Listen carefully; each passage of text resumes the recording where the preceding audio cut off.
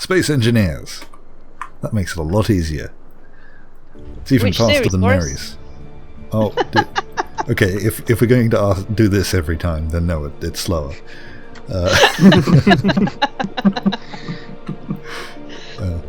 We've got so many Space Engineer series. We do at least need to make that bit clear, because for our viewers trying to keep track of which things they're watching us build right now. Okay. The way the times. So if someone is actually bothering to watch this, right below the video, there's a title. Oh dear. So rather than just introduce it, we'll just patronise them instead. Sounds good to me. They love it. Mm-hmm. In the link, I'm going to put a link in the description of this video also for a service to help teach people to read, just in case they couldn't read the video title. Oh dear. Okay. Right, so I'm building a cargo. Each one of these cargo containers is supposed to be for each person, and they'll be able to access them with the thing, the outside. That's outside. There's supposed to be a wall there, so you can't see it.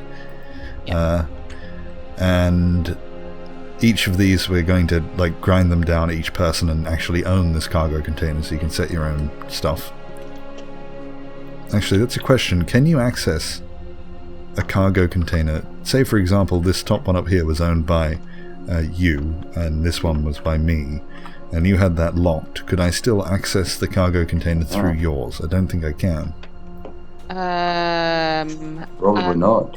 For me and you, because we're in the same faction, I'm not sure. Someone that in just another complicates faction. everything. Yeah. So I think I'll have to run, even more efficiently, run another line down the bottom. So that, although you might be able to, because on my little blue welding ship, Nordic had built something like the oxygen generator he built, and it wasn't shared, but I could still access the oxygen tank, which was shared, and I had to access one through the other. So I think sometimes it won't be too difficult to run another line, so I'll leave it like this, and then if we need it when it happens, because we can't test it yet, it's not finished and I couldn't be bothered, then we'll make the change if need be. I don't know what design I was going for, but whatever it was that was in my head didn't really work out. So, at the moment, there's just a bunch of claws holding cargo containers up. And I don't know why. But if you repeated that pattern on the bottom... Yeah, that's what I was just in the process of doing. I can't charge myself on this one. I just need some space engineer food. Oh, no, I'm dead. Oh. Couldn't reach your mouth in time. No, I ran into a ship. Oh.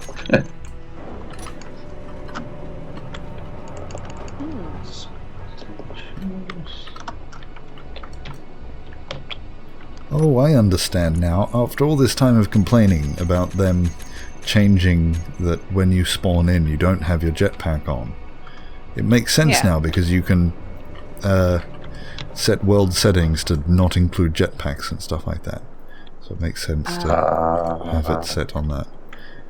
I finally understood why, because it's been really annoying. Yeah. But I must admit the same, because sometimes I've come out of my cryo chamber, which isn't on ground level, and I've fallen. Yeah. And hurt myself.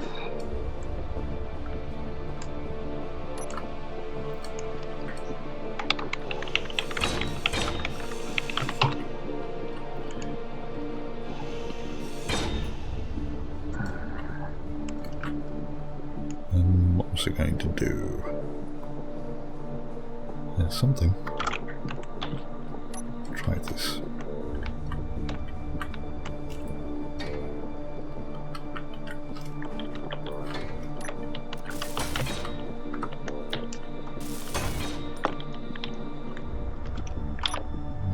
too thick.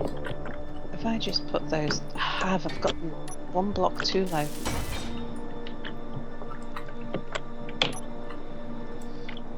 Are you still in ship repairs, Sal? Yeah, I've just... Wow. I'll try them. Trying to get... There's one particular place where it's a bit tricky to place the thrusters. And I had this problem when I first built it. And I will get round to sorting it out. But in the meantime, I just keep on dealing with it.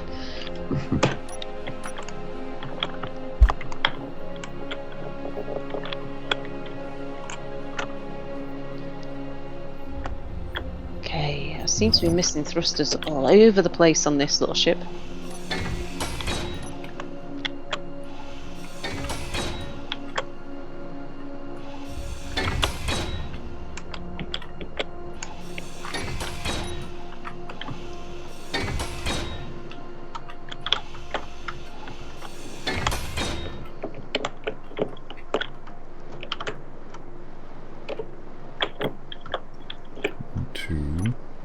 When I built this ship, somebody had the very good idea suggesting to me that I build a projector block in the centre of it so that I can, as they get damaged, you can just switch the projector on and then weld up the blocks that are missing.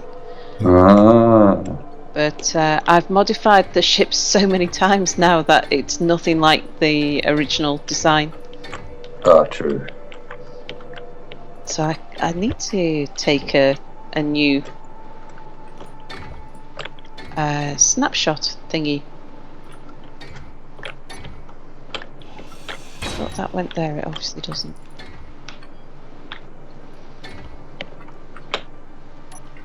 Better idea.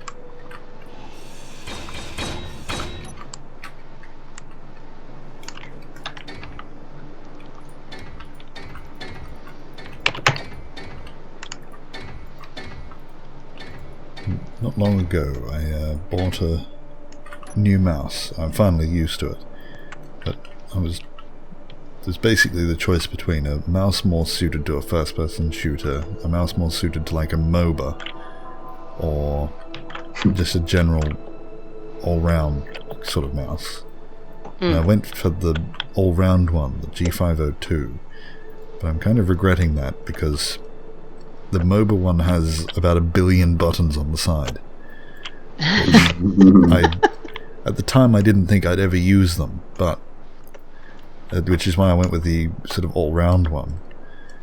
But I'm kind of wishing I got it now, because on that mouse you can assign things like the rotations for the blocks.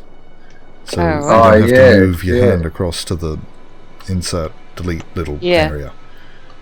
Yeah, I must admit, I was watching Sage. Apparently Sage does that with his mouse. It only just hit me then that I should have done that. Yeah, it's a good idea.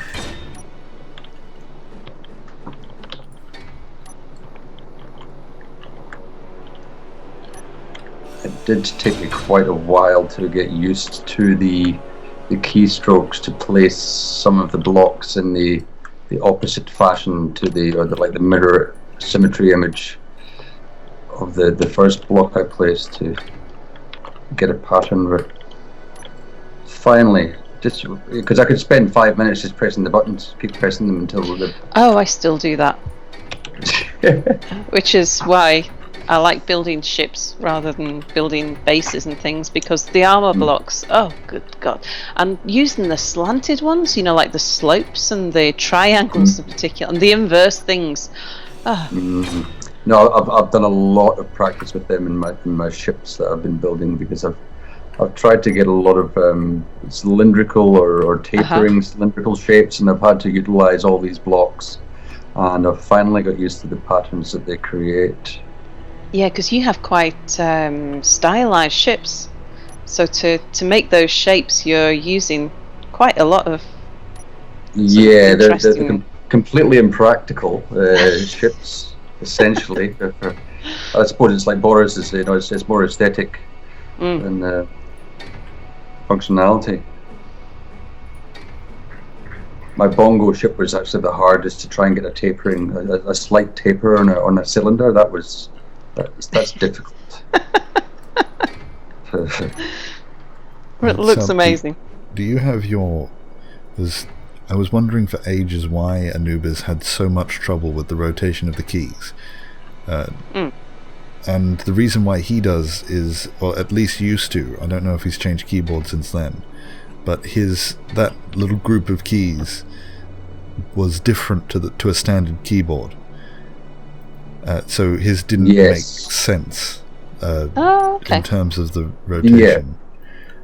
My insert key is not within that group. That makes it. Now that is tough. Yeah. Yeah, I can understand is the issue. Yeah, because there's plenty of times where, in order to turn a block clockwise, I have to use an anti-clockwise key. My hand isn't moving in an intuitive fashion. So it might be that my keyboard isn't set up the way that they were thinking when they put them that way around. Yeah, again, it's like trying to get used to an unintuitive system to the point where it is second nature. But I suppose, and then when they make it easier, it's going to be impossible to change. Yeah, that's exactly right. But I suppose in my line of IT work, I've had to work with several different systems, PCs and Apples, and I've had to be able to adjust a great deal. I don't know what it's going to look like. I'll wait until that's welded. Instead of complaining to my bosses that, no, can I please have it the standard way I'm used to?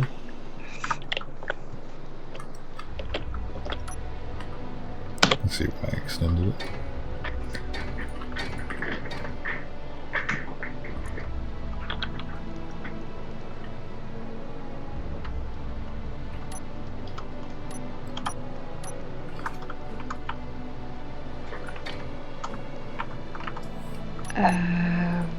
Where did I leave the grinder?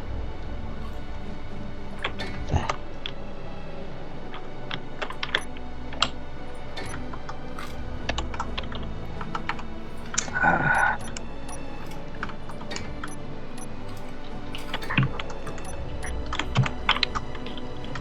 Large steel tubes.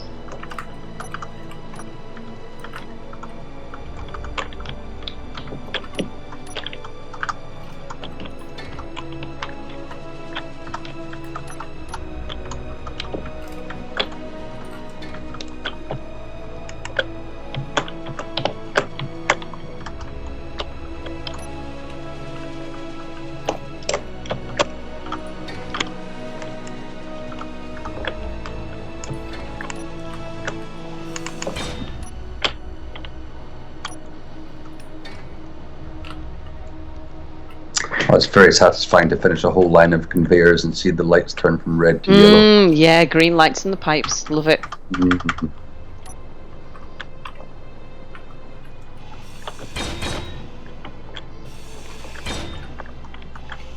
Tell you what, without Anubis, it's a very sort of calm, thoughtful, getting on with the job type of series. So I don't know if that's a good or a bad thing.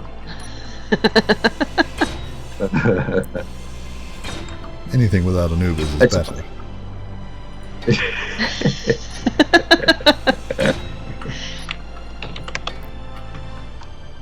Have I told you before that I really don't like Anubis?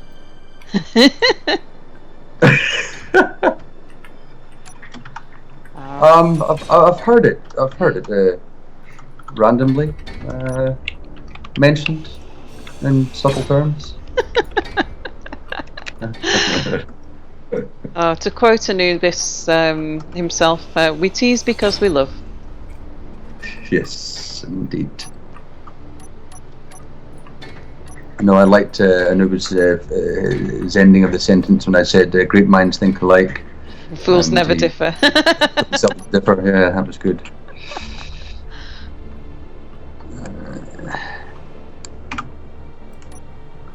People tend to forget the second part of that saying. What was? Oh, I know what that. I was just trying to think. There was something was going on because when Anubis replied, he hadn't said anything for ages, and that was when we were having the virtual pylon. It was. Which was one of the most bizarre things I think I've ever been involved with. And somehow it was. Boris just completely ignored it. He walked in and said, "Why is this package seeping?" And then walked out again. It could have been referring to the package of tightly packed bodies or the package in his letterbox, one of the two. But yeah, that was a good effort. It was, and it went on for such a long time as well. So for our viewers who are probably wondering why they haven't seen this episode of a virtual pylon, it was actually in a Skype chat. This is what we do in our spare time when we're not making videos. Is we throw Anubis on the floor and we all jump on top of him. It was literally because Anubis hadn't heard of the term pylon. So we decided to reenact it in chat. Yeah, virtual me, pylon. I ignored it and just hoped it would go away. And who was it? Apple came on and said, "Why on earth are there so many messages?" 600 messages, wasn't there? Because we'd been piling on for about 8 hours by the time Apple came on. I mean, we'd stopped for a cup of tea. We'd been passing cup of teas down the pile.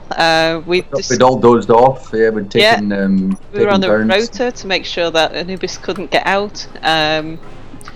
Yeah, it worked. It was hilarious, and we decided that we were staying there until Boris at least acknowledged our presence, if not piled on himself.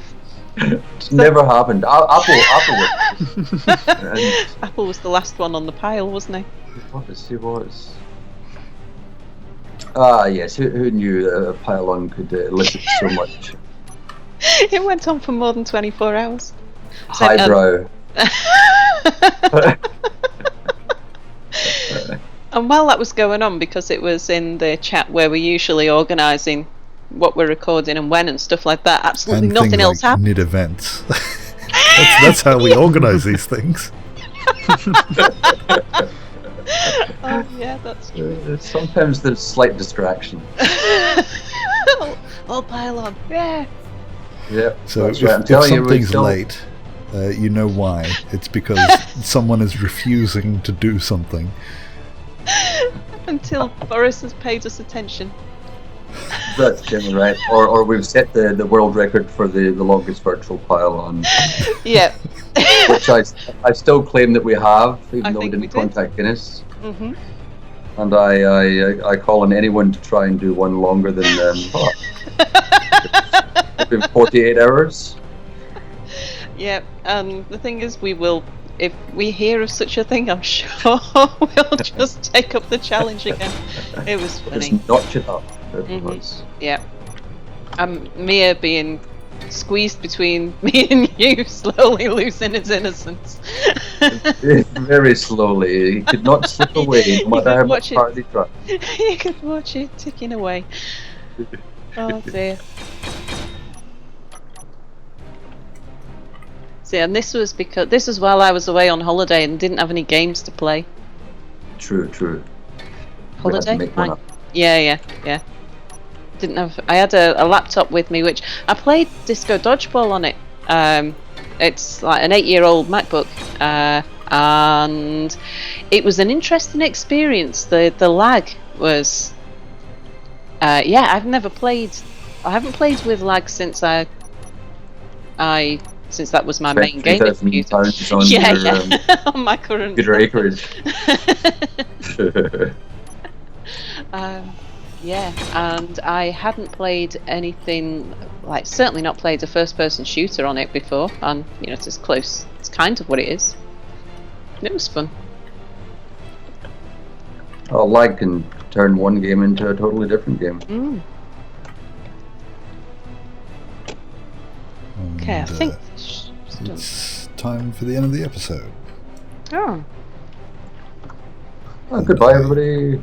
Still Bye, have everybody. no idea what I'm Bye. building. So come back next time to see it continue in exactly the same fashion.